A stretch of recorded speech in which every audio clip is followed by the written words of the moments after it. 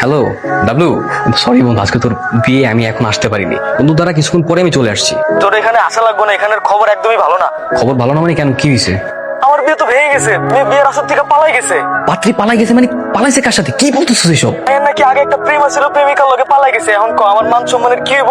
High high, তো মারাত্মক ঘটনা। আমার তো এখন বিয়ের কথা চলতেছে, অথচ আমি তোমার পাত্রীর ব্যাপারে কোনো কিছুই জানি না। দেখ, যা করবি ভাইবা চিন্তা করবি, নাহলে আমার মতো অবস্থায় ভুগতে হতো। থ্যাংক ইউ বন্ধু, থ্যাংক ইউ সো মাচ। ভালো সময় ফোন দিছিস। আচ্ছা দাঁড়া বন্ধু, আমি তোরে কিছুক্ষণ পরে ফোন দিতেছি, দাঁড়া। তাহলে দিন ঘন্টা ঠিক করে ফেলি, কি বলেন? জি আপনি যা ভালো মনে দাঁড়াও বাবা, বিয়ের দিন তারিখ ঠিক করার আগে মেয়ের পরীক্ষা নেওয়া দরকার না? একটু পরীক্ষা নিতে চাই। কিসের পরীক্ষা বাবাজি? ও বুঝতে পেরেছি ভাই সাহেব, আসলে হয়েছে কি, ওরা হয়তো একে অপরকে একটু জেনে নিতে চাচ্ছে। যা না, বারান্দায় গিয়ে কথা বল, যা। বাবা বিষয়টা এতটাও পার্সোনাল না যে বারান্দায় গিয়ে কথা বলতে হবে, সবার সামনেই বলা যায়, কোনো সমস্যা নেই। তোমার কোনো বয়ফ্রেন্ড আছে? না। ওয়ান সাইডেড লাভ বা পছন্দের কেউ, ক্রাশ এরকম কেউ আছে? না। তাহলে তো ভালো, হিয়া পাস করছে। লাস্ট কোয়েশ্চেন, কোনো ছেলে ফ্রেন্ড আছে? হ্যাঁ আছে। ছেলে ফ্রেন্ড আছে মানে? বাবা বাবা দেখছো, ওনাকে ছেলে ফ্রেন্ড আছে। আমি যদি জিজ্ঞাসা না করতাম এত কিছু জানতে পারতাম? কেন, আপনার কোনো মেয়ে ফ্রেন্ড নেই? হ্যাঁ অবশ্যই মেয়ে ফ্রেন্ড আছে। আমার স্কুল কলেজ ভার্সিটিতে আমি যাদের সাথে পড়াচ্ছি তাদের ভিতরে অনেক মেয়ে ফ্রেন্ড আছে, তারা আমার ক্লাসমেট। আমারও সেম, ক্লোজ কেউ নেই। ও আচ্ছা আচ্ছা আচ্ছা, তাহলে তো হয়ে গেল। আমার দিক দিয়ে কোনো সমস্যা নেই। সরি, আমি না শুধু শুধু ভুল বুঝছিলাম। আঙ্কেল, আমার পরীক্ষা না শেষ, আপনারা চাইলে দিনক্ষণ ঠিক করতে পারেন, কোনো সমস্যা নেই।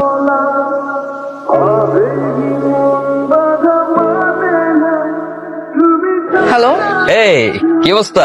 কোথায় আপনি? নেক্সট ফ্রাইডেতে আমাদের বিয়ে না, তাই শপিং এ যাচ্ছিলাম। এই রাখেন তো আপনার শপিং করা, আপনার সঙ্গে আমার ইম্পর্টেন্ট কথা আছে। কি কি হয়েছে বলো?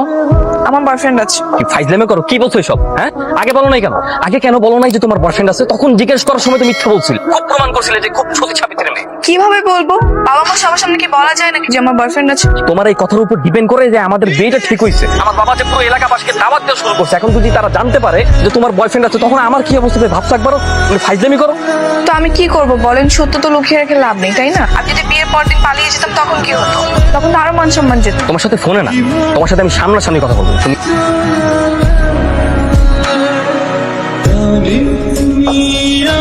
হাই। রাখো তোমার হাই, ফাইজলামি করো। হ্যাঁ তোমার বয়ফ্রেন্ড আছে, তারপর তুমি কোন সাহসে আমাকে হাই বল? সরি। তোমার এসব সরিডারে বলতে হবে না। তুমি বলো তো, তুমি কিভাবে পারলে এরকম জেনে শুনে আমার মান সম্মান এরকম ছিনিমিনি খেলতে? এখন শব্দ সামার হয়ে গেল, তাই না? সেদিন তো সবাই বললো আপনাকে আমার সঙ্গে আলাদা করে কথা বলতে, আপনি তো রাজি হলেন না। যদি আলাদা করে কথা বলতেন তাহলে হয়তো আমি সবকিছু খুলে বলতে পারতাম। এখন যাই হোক, এত টেনশন করে কি হবে? আপনার সঙ্গে তো আমার বিয়েটা হচ্ছে না, আর আমি বাসা থেকে পালিয়ে আসছি। আমি বাসা থেকে পালিয়ে আসছো না, এবার চলে যাও, যাও। তোমাকে আমার আর দরকার নেই, যাও। আপনিও চলেন আমার সঙ্গে। আমি যাবো মানে? আমি কোথায় যাবো, কেন যাবো? আমার বয়ফ্রেন্ডটাকে খুঁজতে। না আসলে 15 দিন ধরে ওর সাথে আমার কোনো কন্ট্রাক্ট নেই। একটা ছোট ঝগড়া হয়েছিল, এরপর থেকে কোথাও খুঁজে পাচ্ছি না, ফোন অফ। এখন আগে ওকে খুঁজে বের করতে হবে, তারপর আমি বিয়ে করবো। দেখেন প্লিজ হেল্পটা করেন না। এই মোমেন্টে আপনি ছাড়া আমাকে হেল্প করার মতো আর কেউ নেই। ফ্রেন্ড হিসেবে তো এটুকু হেল্প করাই যায়, প্লিজ। কোথায় খুঁজতে হবে তাকে, চলো। বেশি দূরে না, উত্তরাতেই থাকে। না কথা বলো, রিং হচ্ছে। কে? কে আর আবার আমার বাবা? তাকে বুঝিয়ে বলো যে বিয়েটা হচ্ছে। কেন আমি কেন বলবো? আপনি বলতে পারতেছেন না আপনার মুখ নিয়ে? ঝামেলা পাকাইছো তুমি, আর আমি বলবো? দেখেন আমি না এসব নিয়ে কোনো কথাই বলতে চাচ্ছি না এখন। আমি এমনিতেই অনেক টেনশনে আছি। বয়ফ্রেন্ডকে খুঁজতে যাচ্ছি, তাকে পাবো কি পাবো না। তো আমি এই টাইমে আর অন্য কোনো কিছু মাথায় নিতে পারবো না। এই, দাঁড়ান, দাঁড়ান, দাঁড়ান। এই বিল্ডিং এ থাকে শিওর? হ্যাঁ এটার কথাই তো বলেছিল। কি নাম ওর? সাকিব আল হাসান। সাকিব আল হাসান? ফাইজলামি করো। তোমার বয়ফ্রেন্ডের নাম সাকিব আল হাসান, দুনিয়াতে আর কোনো নাম নাই যে তোমার বয়ফ্রেন্ডের নাম সাকিব আল হাসান রাখতে হলো? তা আমি কি করব? মানুষের নাম হতে পারে না সাকিব আল হাসান? কাকে চাই? সাকিব আল হাসান এখানে থাকে না? ওরা ডাক দেন। কি বলছেন ভাই? কোথায় আগার তলা আর কোথায় খাটের তলা? সাকিব আল হাসান কি কোনো খায়দের কাজ নাই যে আমাদের সাথে থাকতে আসবে? আরে ভাই, দুনিয়ার ভিতরে কি সাকিব আল হাসান একটাই? অন্য মানুষের নাম সাকিব আল হাসান হতে পারে না? ও আচ্ছা, তাও তো কথা। কিন্তু ভাই সাকিব আল হাসান নামে তো এখানে আমাদের মেসে কেউ থাকে না। আচ্ছা আবার ছেলেটার পেশা কি, কি করে? ওর পেশা কি? কি করে? ক্রিকেট খেলে। ক্রিকেট খেলা? ফাইজলামি করো। মানে দুনিয়াতে কনফিউশন লাগানোর মতো তোমার বয়ফ্রেন্ডের আর কোনো পেশা ছিল না? দেখেন ভাই, এখানে ক্রিকেট খেলা সাকিব নামের কেউ থাকে না, আপনারা যান। আমি একটা ব্যাপার বুঝতে পারছি না, এটা কেমন বয়ফ্রেন্ড? তো তার নামের কোনো ঠিক ঠিকানা নাই, ঠিকানার কোনো ঠিক ঠিকানা নাই, তার সাথে প্রেমটা করছো কিভাবে বলো তো? এখন তো তোমার বয়ফ্রেন্ডকে খুঁজে পাওয়া যাচ্ছে না, এখন কি করবো ভাবছো? তো এখন আর কি করার? চলেন আমার 2 নম্বর বয়ফ্রেন্ডের কাছে যাই। 2 নম্বর বয়ফ্রেন্ড কি? তোমার আরো একটা বয়ফ্রেন্ড আছে? কি নাম তার? লিওনেল। লিওনেল কি মেসি? আমি একটা ব্যাপার খুব ভালোভাবে নোটিস করতেছি, ফ্রম দ্য বিগিনিং তুমি আমার সাথে নানাভাবে ফাইজলামি করতে। হ্যাঁ ফাইজলামি। হ্যাঁ ফাইজলামি? হ্যাঁ, এতক্ষণ ধরে আপনার সঙ্গে ফাইজলামি করছি। সিরিয়াসলি? হ্যাঁ সিরিয়াসলি আসলে আমি একটু আপনার পরীক্ষা নিচ্ছিলাম আর এই পরীক্ষা আপনি সম্পূর্ণ পাস। কালকে আপনি আমার পরীক্ষা নিয়েছেন না, তা আমি একটু পরীক্ষা নিলাম আর পরীক্ষা নিয়ে যতটুকু বুঝলাম আপনি অনেক ভালো আর ধৈর্যশীল একটা মানুষ। তা নাহলে বয়ফ্রেন্ডের কথা জানার পরও আপনি আমাকে হেল্প করছেন, ইভেন বিয়ে ভাঙার কথাও এখনো বলেননি। সো আপনাকে আমার ভালো লেগেছে, আপনি পুরো পাস। আর তুমি ফেল।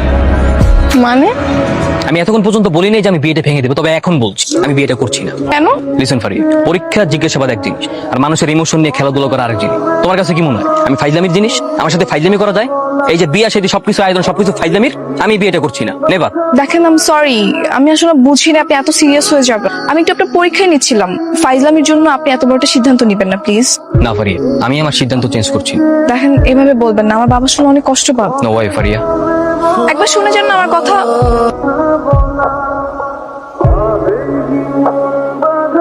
তুই কেন এই ছেলের সাথে দেখা করতে গেলি? দেখা করেছে করুক, তাতে কোনো সমস্যা নেই। তোর এইসব নাটক করার কি দরকার ছিল? তো আমি কি করব? কালকে আমার সাথে দেখলে না কেমন ফাইজলামি করলো, তাই আমিও কি এটা করতে পারি না? না, তুই পারিস না। মেয়ে মানুষের পাকনামি কেউ পছন্দ করে। ওই ছেলে বলেছে তোকে বিয়ে করবে কিনা ভাবছে। এখন যদি ওই ছেলে না বলে দেয় তাহলে আমাদের মান সম্মান কোথায় গিয়ে দাঁড়াবে?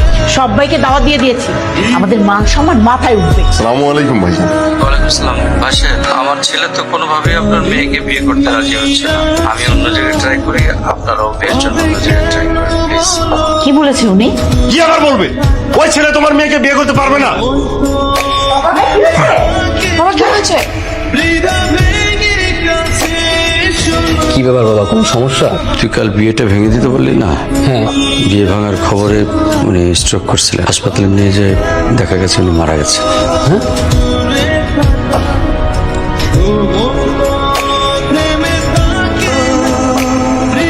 আপনি এখানে কেন? Faria, I am really so sorry. আমি আসলে আঙ্কেলের ব্যাপারটা। থামেন, আমি আপনার কোনো কথাই শুনতে চাই না, আপনি চলে যান। ফারিয়া জাস্ট 2 মিনিট, আমাকে 2 মিনিট সময় দাও, আমি তোমাকে সবকিছু বুঝিয়ে বলছি। আমি কিচ্ছু শুনতে চাই না, আপনাকে যেতে বলছে আপনি যান। তুমি না মা, ওনাকে ভেতরে ডাকবে না, তুমি ওনাকে যেতে বলো।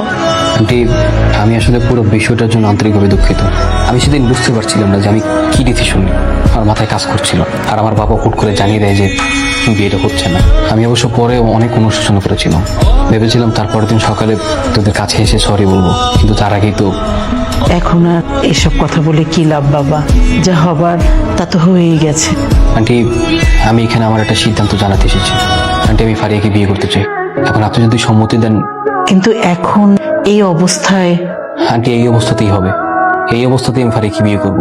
দেখো, এখানে আমার কি বলার আছে? ফারিহা যদি রাজি থাকে আমার কোনো আপত্তি নেই। আন্টি, আজকে তাহলে আমি আসি।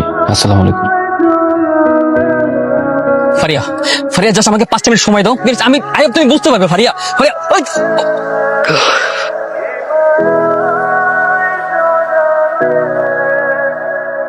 আপনার কি লেগেছে? কি ব্যাপার, হাসছেন কেন? যাক, এই অ্যাক্সিডেন্টের বাহানা হলে তো তুমি আমার কাছে, তাই না? দেখেন, আমি এসব কথা বলা কাছে আসার মধ্যে নেই। আমি আপনাকে ক্লিয়ারলি একটা কথা বল, আপনি প্লিজ আমাকে আর ফলো করবেন না। আপনার রাস্তা আলাদা, আমার রাস্তা আলাদা। ফারিয়া, তুমি আমাকে শুরু থেকে ভুল বুঝতেছো। দেখো, আমরা চাইলে কিন্তু আমাদের রাস্তাটা এক করতে পারি। ফারিয়া, আমাদের দুজনের রাস্তা কি এক হতে পারে না? না, পারি না। ফারিয়া, ফারিয়া, লাস্টবারের মতো বলে যাও, আমরা কি এক হব না? না। ফারিয়া, এভাবে আর কতদিন মন খারাপ করে থাকবি? যা হওয়ার তা তো হয়ে গেছে। আপু, এই ফুলটা আপনার জন্য। Thank you. আর I love you. I love you too. না না, আমি আই লাভ ইউ বলিনি, ওই যে ভাইয়াটা আপনাকে বলতে বলেছে। কেন আমার পিছনে লেগে আছে? কথা ছিল। আমার কোনো কথা নেই। ফারিয়া, ফারিয়া প্লিজ। হাত ছাড়েন। না প্রেমী, হাত ছাড়। হাত ছাড়তে বলছি। ভাই কি এখানে সমস্যা কি? কি হয়েছে মানে?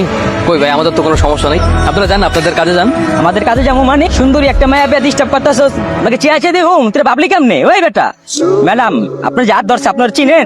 না, আমি চিনি না। আপনি জানার বিষয়টা আমরা দেখতেছি।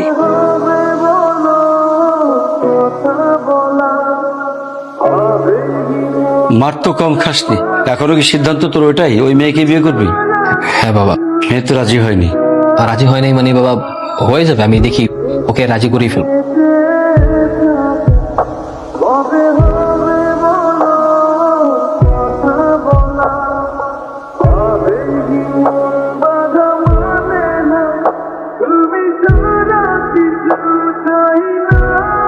দাঁড়িয়ে দাঁড়াও। হাত ছাড়েন বলতেছি। না, হাত ছাড়বো না। হাত ছাড়েন। কেন হাত ছাড়বো? হ্যাঁ, গত দুদিন যাবত তোমার পিছনে পাগলের মতো আমি ঘুরছি, তোমার কোনো পাত্তাই নাই। কি করছি আমি? কি দোষ আমার বলো তো? কেন এভাবে ইগনোর করছো? আপনি হয়তো ভুলে যাচ্ছেন যে আপনার কারণে আমার বাবা মারা গেছে। আরে আমার জন্য তোমার বাবা মারা গেছে? আমি কি তোমার বাবাকে গলা টিপে হত্যা করছি? বলো ফারিয়া। আরে আমি তো জাস্ট আমার সিদ্ধান্ত জানিয়েছিলাম। এখন আমার সিদ্ধান্তের জন্য যদি তোমার বাবা স্ট্রোক করে মারা যায়, সেটা কি আমার দোষ? আমার বিয়ের আগে তো তুমিও তো জানিয়েছিলে যে তোমার বয়ফ্রেন্ড আছে, তার জন্য যদি আমি স্ট্রোক করতাম, আমি যদি মারা যেতাম, তার দায়ভার কি তুমি নিতে? ফারিয়া, দেখো, মানুষ সামাজিক জীব। আমাদের জন্ম, মৃত্যু, হায়াত, মত সবকিছু আল্লাহর হাতে। আমি তোমার কাছে হাত জোর করে রিকোয়েস্ট করি, তোমার বাবার মৃত্যুর দায়ভার আমার উপর দিও না। আমি এমন একটা পর্যায়ে আছি এখন যেখানে না পারছি আপনার সাথে মন থেকে কথা বলতে, আর না পারছি সবকিছু মেনে নিতে। সো আমি সব নিয়ে কোনো কথা বলতে চাই না। যদি ভালোবাসা তৈরি হতো তাহলে আপনি বিয়েটা ভাঙতেন না, মজাটাকে মজা হিসেবেই দেখতেন। Faria, I know it, I understand, আমি ভুল করছি। তার জন্য তো তোমার পিছনে পাগলের মতো ঘুরছি। তোমার কাছে বারবার ক্ষমা চাইছি, প্লিজ আমাকে মাফ করে দাও এবারের মতো। পারবো। পারবে না? ঠিক আছে, নইলে তোমাকে আমি যেতে দেবো। হাত ছাড়েন, আশেপাশে সবাই দেখতেছে। দেখলে দেখুক, আমার কোনো কিছু যায় আসে না। প্রয়োজনে তোমাকে আমি জড়িয়ে বুকে জড়িয়ে ধরে শক্ত করে চেপে তাও আর ছাড়বো না।